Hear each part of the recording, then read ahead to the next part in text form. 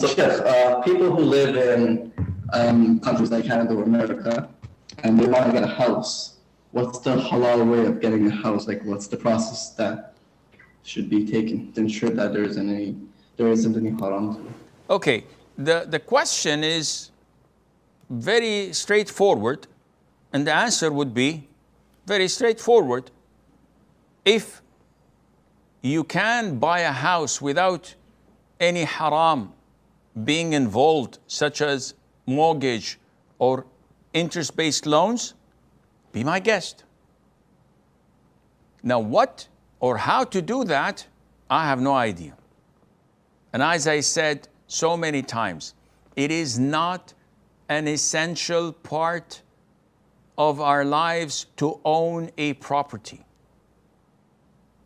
In Islam, you are instructed in order to worship Allah Azza wa Jal, not to own a house or a car or to have a job or to do all of these things, though they are mighty fine.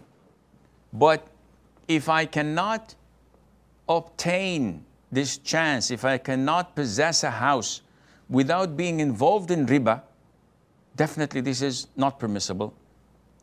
If I cannot finish my bachelor degree or uni degree without getting student loan, which is riba-based, interest-based, this is not permissible.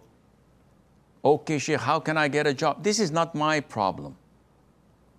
For you to work as a janitor and get peanuts is more honorable than to get a student loan and be a neurosurgeon or a rocket scientist.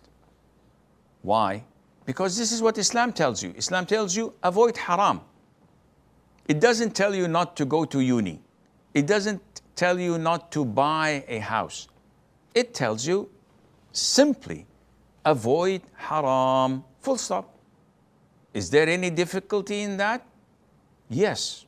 To those who do not process the thought of living in a rented apartment for the rest of their lives, they can't get this down their throat easily. I've said this so many times. I, with the grace of Allah Azza wa Jal, still live in a rented house. And I pay rent for my second family, so I pay rent for 2 families. And I have no problem. I have no property. I don't own a property or I don't own a house. And I'm living a happy life. One says, okay, Sheikh, your beard is gray and you're about to die. True.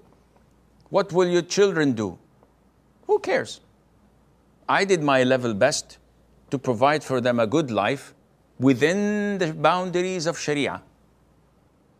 It was not me who took care of me when my father died when I was 14 or 15 years of age. It was Allah. So likewise, Allah will take care of my family. Allah will not let them alone. So, Sheikh, but you have to do this. I don't have to do anything, akhi. If I had money, I would have bought a house or I would have bought a property or a plot. But I don't. So am I going to go to haram, maybe sell a fatwa here or there and make lots of bucks, or borrow with riba? No, I'm not going to do that. Life is too short. And the grave is scary. You don't want to spend time there being burnt and tormented. You want it to be all like fragrances and flowers and blessings of Allah Azza wa Jal. So this is your test, my friend. And you have all the right to choose your course of action. Fawzan.